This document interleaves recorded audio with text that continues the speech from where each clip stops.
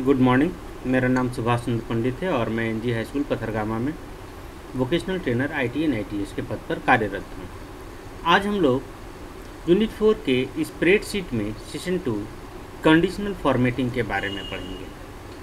Conditional formatting basically वैसे task होते हैं जिनमें हमें डेटा के अकॉर्डिंग उनकी कलर और सेल की जो फॉर्मेटिंग है वो चेंज कर सकते हैं।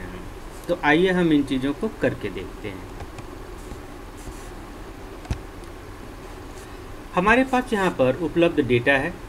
इस डेटा में जो है हमारे पास एक तरफ के सेल में जो है वो नेम है copper, iron, zinc and manganese. दूसरे तरफ हमारे पास production in 2010, production in 2011, production in 2012 and production in 2013 है। हम कंडीशनल फॉर्मेटिंग करने के लिए इस डेटा को जो है यहाँ पर इस तरीके से सेलेक्ट करते हैं। सेलेक्ट करने के बाद जो है हम यहाँ पर कंडीशनल फॉर्मेटिंग में आते हैं, जो कि होम टैब के अंदर है हमारे पास। कंडीशनल फॉर्मेटिंग पे क्लिक करने के बाद हाईलाइटिंग सेल रूल्स पे आते हैं और यहाँ पर सबसे पहले हम आते हैं ग्रेटर देन के बारे में। हम एक एक करके इनमें सारी चीज़ों को देखेंगे। कंडीशनल फॉर्मेटिंग के अंतर्गत highlighting cell rule, top 10 bottom rules होते हैं, फिर डेटा बार्स होते हैं, फिर कलर बार्स होते हैं और फिर आइकन सेट्स होते हैं। ठीक है, और इसके थ्रू हम नए रूल्स को डिफाइन कर सकते हैं। तो आइए हम इनमें से कुछ चीज़ों को बारी बारी से देखते हैं। सबसे पहले ग्रेटर देन।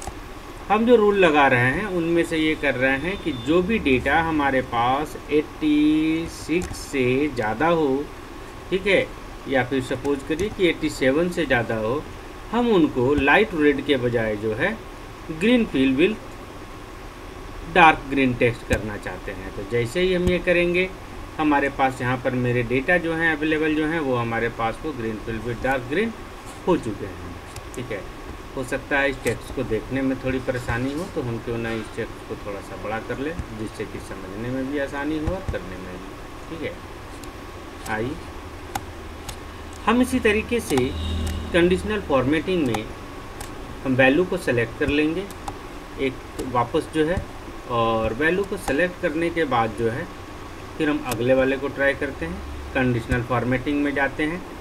ये तो था ग्रेटर देन का। हम इसी काम को लेस देन से भी कर सकते हैं। सपोज करिए हम ये कहते हैं अगर कोई वैल्यू 70 से कम है तो उसको आप रेड से शो कर दीजिए, यानी जितनी भी वैल्यू हैं उसके जो सेल हो गए वो क्या हो गए, रेड हो गए। इसके बाद हमारे पास अगर हम बात करें तो इसी कंडीशनल फॉर्मेटिंग में अगली जो बारी आती है वो आती है आपकी बिटवीन। हम दो नंबर के बिटवीन के जो वैल्यू हैं हम उनको अलग तरीके से डिफाइन कर सकते हैं। फॉर एग्जांपल 73 से ऊपर और 88 से, या फिर यूँ कहें कि ये 87 हो। ओके, सो 87 से हम इसको ग्रीन रखना चाहते हैं। ये ऑलरेडी ग्रीन था लेकिन ये फिर भी ये ग्रीन हो जाएगा। ठीक है, तो इस तरीके से ये चीज़ें जो हैं हम यहाँ पर ये कर सकते हैं। हम इसकी फॉर्मेटिंग कर सकते हैं बिटवीन का यूज करते हुए।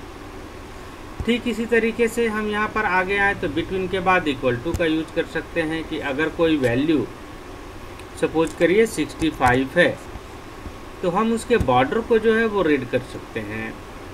ठीक है, कि टेक्स्ट को लाइट रेड बॉर्डर। तो अब ये क्या होगा कि इसके जो बॉर्डर हो गए, ध्यान दीजिए यहाँ पर ये रेड हो गए। ठीक है, तो इस तरीके से हम सेल की फॉर्मेटिंग जो है वो कर सकते हैं। आगे अगर देखें तो इसमें हमारे पास अगला जो हमारा वर्क होता है इसमें से आता है टेक्स्ट दैट कंटेन्स।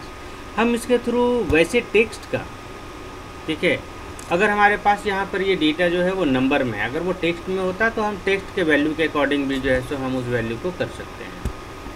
उसके बाद हमारे पास अगला जो यहाँ पर जो फॉर्मेशन आता है वो आता है ये डेट अकरिंग। अगर डेट से रिलेटेड कोई वर्क हो तो हम उसमें कर सकते हैं। और तीसरा होता है डुप्लीकेट वैल्यू। अगर आप चाहते हैं कि दो डुप्लीकेट वैल्यू को आइडेंटिफाई किया जाए तो यहाँ जितने भी डुप्लीकेट वैल्यू हैं आप उनके लिए जो है हम यहाँ पे येलो ले लेते हैं ताकि वो अलग सा दिखे। तो देखिए हमारे पास 88 वैसा वैल्यू है जो कि 2 बार आया है, तो हम यानी यहाँ इस तरीके से हम डुप्लीकेट वैल्यू को कलर कर सकते हैं, यानी आइडेंटिफाई कर सकते हैं easily. Basically colour conditional formatting जो है वो कलर डिकोडिंग के लिए होता है ताकि हम उसे ईजी व्यू कर सकें डेटा का, एक बार में देख करके हमें ये पता लग सके।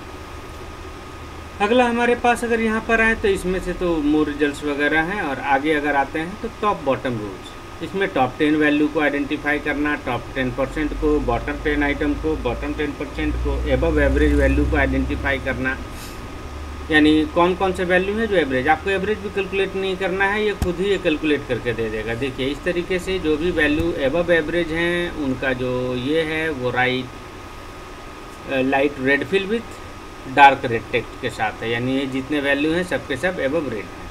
ठीक है, इसमें 65 नहीं है, 65 ऑलरेडी जो है वो पहले से था, इसीलिए रेड था, इसीलिए वो दिखा रहा है। अगर हम येलो की बात कर दें तो इस तरीके से अब हमें क्लियरली जो है एबव एवरेज वैल्यू जो है वो दिख जाते हैं। यहाँ आपने देखा कि हमने एवरेज को भी कैलकुलेट नहीं किया, कैलकुलेट खुद सिस्टम ने किया है इस चीज़ को। इसके बाद आगे आते हैं तो इसमें हमारे पास जो चीज़ें हमें मिलेंगी, बिलो एवरेज की बात करें तो जिस तरीके से हमने एबव एवरेज को कैलकुलेट किया ठीक उसी तरीके से हम बिलो एवरेज को भी कैलकुलेट कर सकते हैं।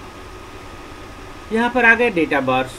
तो डेटा बार में आप यहाँ पर ध्यान देंगे कि जैसे ही हम यहाँ पर क्लिक करते हैं, ये देखिए ये जो ब्लूइश है ये यहाँ तक है, यानी 87। अगर ये पूरे के पूरे सेल को 100 मान लिया जाए तो आपका वैल्यू कितना है वो उस चीज़ को शो कर रहा है, और जो वैल्यू सबसे कम है उसको यहाँ पर डेटा बार के थ्रू इंडिकेट किया गया है।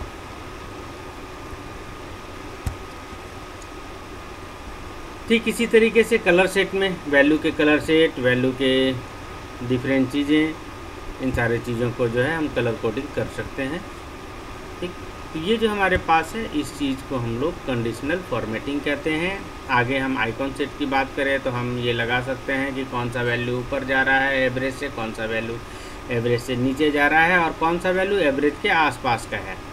ठीक है, तो ये जो हमारे पास है ये कहलाता है आपका आइकन सेट लगाना। ठीक है, जो वैल्यू एवरेज से ऊपर की ओर हैं, ज़्यादा हैं, तो वो ग्रीन से होंगे, जो एवरेज के आसपास के वैल्यू हैं वो येलो हैं, और जो एवरेज से बिलो हो गए होंगे वो जो है हमारे पास रेड से शो कर रहे हैं। ठीक है, इस तरीके से यहाँ पर से हम न्यू रूल्स, क्लियर रूल्स, और अगर आपको रूल हटाने हैं सारे कुछ तो फिर आप यहाँ पर कंडीशनल फॉर्मेटिंग में क्लियर रूल्स में आएंगे, और clear rule for selected cells आप चाहते हैं पूरे इंटायर शीट से हटाना तो फिर आप पूरे इंटायर शीट से भी आप इसको हटा सकते हैं। ओके, तो आज के लिए इतना ही, धन्यवाद।